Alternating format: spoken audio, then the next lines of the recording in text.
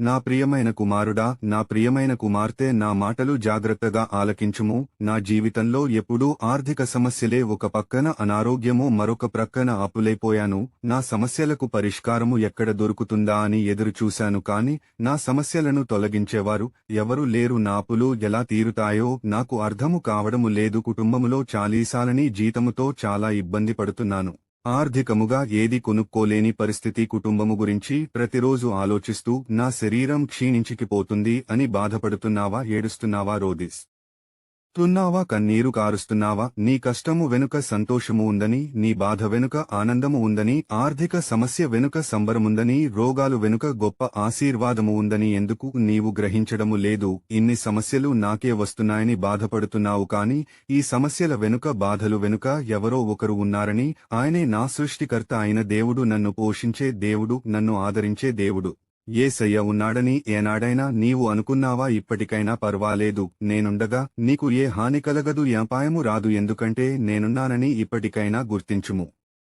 ఇంకొకటి గుర్తు తెచ్చుకో, ఎన్ని బాధలొచ్చినా, ఎన్ని సమస్య వచ్చినా, ఒక రోగము తర్వాత మరొక రోగము వచ్చిన, ఎన్ని యాక్సిడెంట్లు అయినా, ఎన్నిసార్లు ప్రాణ అపాయకర పరిస్థితులు వచ్చిన నిన్ను బ్రతికించింది ఎవరు? నేను కదా. ఇది మర్చిపోయావా? అన్నిటికీ కారణం నేనే కదా. నా దేవుడు నన్ను పరీక్షిస్తున్నాడని అనుకోవచ్చు కదా. ఎందుకు జరుగుతున్నాయో అని అనుకుంటున్నావు, కానీ దీని వెనుక ఎవరున్నారో తెలుసా? నేనే కదా. ఎందుకు బాధపడుతున్నావు? ఎందుకు దుఃఖపడుతున్నావు? ఎందుకు రోధిస్తున్నావు? ఎందుకు ఏడుస్తున్నావు? ఎందుకు కన్నీరు కారుస్తున్నావు? నీ ఆర్థిక సమస్యలను తొలగిస్తాను, నీ ప్రతి రోగమును స్వస్థపరుస్తాను, నీ దుఃఖాన్ని తొలగిస్తాను, నీ బాధలను తొలగిస్తాను, నీ కన్నీరుని ఆనందభాష్పాలుగా మారుస్తాను. నీకంటే గొప్పవాడు ఎవడు ఉండడు, ఎందుకంటే నీవు నా బిడ్డవు కనుక. నీకు ఏది అవసరమొచ్చినా, నిన్ను నీ వారే అవమానించిన, చిన్న చూపు చూసినా, నిన్ను లెక్క చేయకపోయినా, నిన్ను ప్రేమించకపోయినా, నేను నిన్ను విడువను, ఎడబాయను. నేను నీకు తోడుగా ఉంటాను.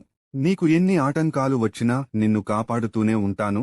బైబిల్ వాక్యము చదువు. ద్వితీయోపదేశకాండము 32వ అధ్యాయము 39వ వచనము. ఇదిగో నేనే దేవుడను, నేను తప్ప వేరొక దేవుడు లేడు. మృతి నొందించువాడును, బ్రతికించువాడను నేనే, గాయపరచువాడను, స్వస్థపరచువాడును నేనే, నా చేతిలో నుండి విడిపించువాడెవడనూ లేడు. ఇక నుండి నిన్ను పైవానిగా ఉంచుతాను గాని క్రింది వానిగా ఉంచెను, తలగా ఉంచుతాను గాని తోకగా ఉంచెను. నేను నీ ప్రభువుడను, నీ దేవుడైన యేసయ్యను నీకు మాట ఇస్తున్నాను. ఆమెన్.